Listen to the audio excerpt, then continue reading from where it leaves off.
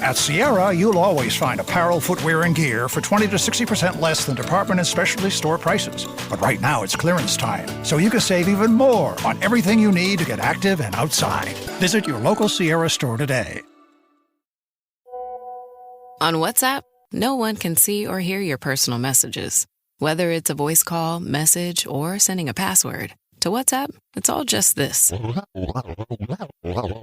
So whether you're sharing the streaming password in the family chat or trading those late-night voice messages that could basically become a podcast, your personal messages stay between you, your friends, and your family. No one else. Not even us. WhatsApp. Message privately with everyone. This is Optimal Living Daily. Don't make a thing out of it, by David Cain of Raptitude.com. And I'm Justin Malik, your host and narrator. And now let's get right to it as we optimize your life. Don't Make a Thing Out of It, by David Cain of Raptitude.com. One of my favorite articles in The Onion shows a picture of a man dressed up to leave for work with his hand on the doorknob and his ear against the door. The headline reads, "Exit from apartment delayed by 20 seconds to avoid pleasantries with neighbor." It made me laugh because I know I've done exactly that many times.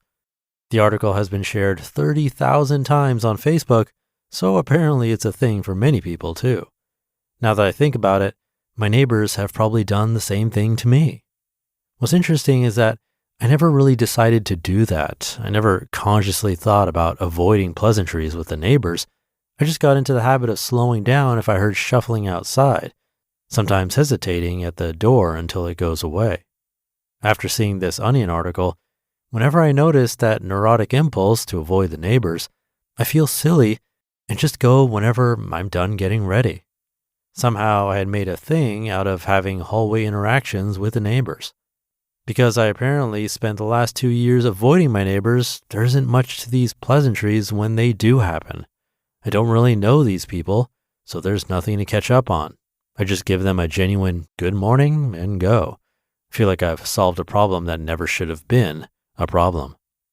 Shrinking your world. Now that it's summer, I go for a bike ride almost every evening. I live in a semi-urban area consisting of a strip of restaurants and bars sandwiched by 2 grids of well-treed residential streets. I love the residential streets. They're lined with pre-war 2-story homes with old-style trimmings and no stucco. Every night I pick a nearby neighborhood to explore and sort of meander my way there without needing to take any particular route. The other day I was heading to a neighborhood across the main strip, and I noticed that up ahead, the cross street I was on passed a busy restaurant patio. I guess I have a negative association with these patio scenes. I love my neighborhood except for its loud Thursday night bar crowds that leave cigarette butts and empty bottles behind.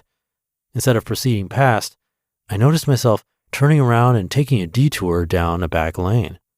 As I was riding down the back lane, I realized that I had just made a thing out of avoiding certain streets because they require me to pass by a noisy patio.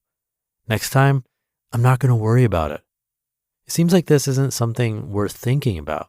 One street's as good as another. I might as well have taken the back lane. But it seems completely absurd when you realize that this silly little aversion actually made me physically stop my bike and turn around to take the back lane instead. Obviously, I've made this dislike of patios into something that matters, something that'll put a little bit of my world effectively off limits. As with the pleasantries in the hallway, this kind of thing was probably happening for a long time before I was even conscious of why I took certain detours. It makes me wonder how many other things I've made into things, situations that raise the alarm in some way, that restrict my possibilities by making aversion the deciding factor in what I do. Big things. We do this a lot. We make tiny aversions into long-lasting things in our lives. If it only affected which streets you feel free to ride your bike on, it probably wouldn't matter. But it affects big things too. What careers seem feasible to you, whether you can pull off a major goal or not, how healthy you can expect to be, how happy you can expect to be.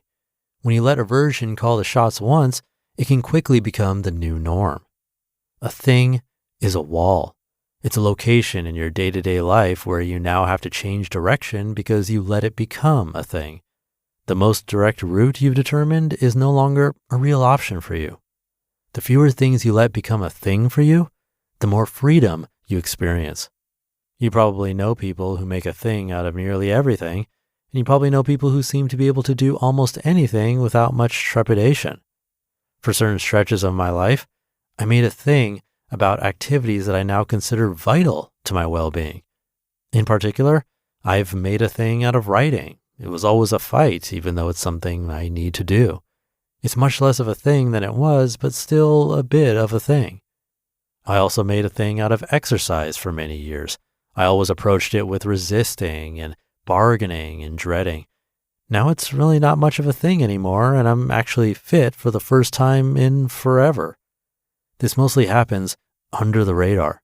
We feel and act on aversions without even noticing why we're taking a little detour instead of going the more direct way. I had no idea I was scared of my neighbors, just like back in college, I probably wasn't conscious of the limits I had placed on how happy I could expect to be.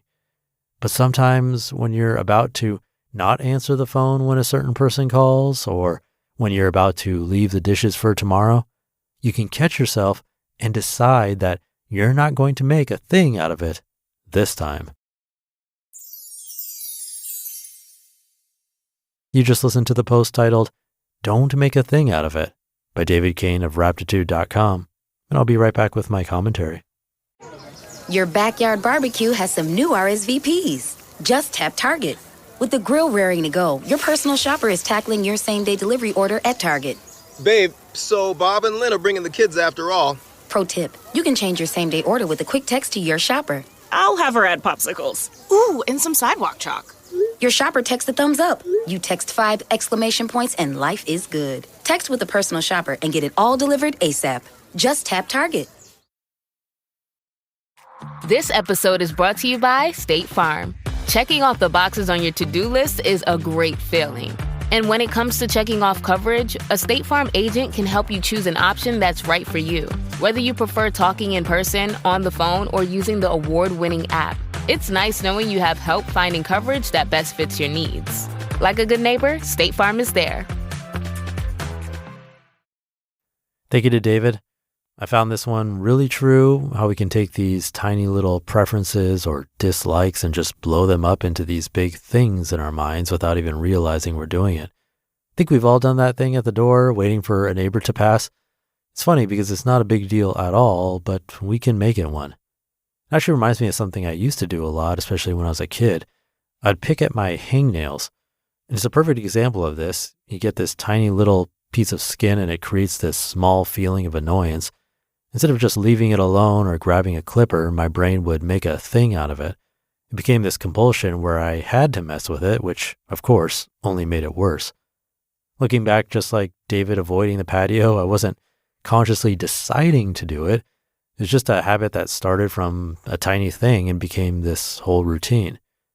And it makes you wonder what other little things we do that with, whether it's avoiding a certain street like David, or not trying a new food, or putting off a phone call. We build these little walls all over the place without thinking. Maybe today we can try to catch ourselves in the act and just not make a thing out of it this time, like David says. So thank you to David for this one. Thank you for being here and listening every day. Have a great rest of your day, and I'll catch you tomorrow, where your optimal life awaits.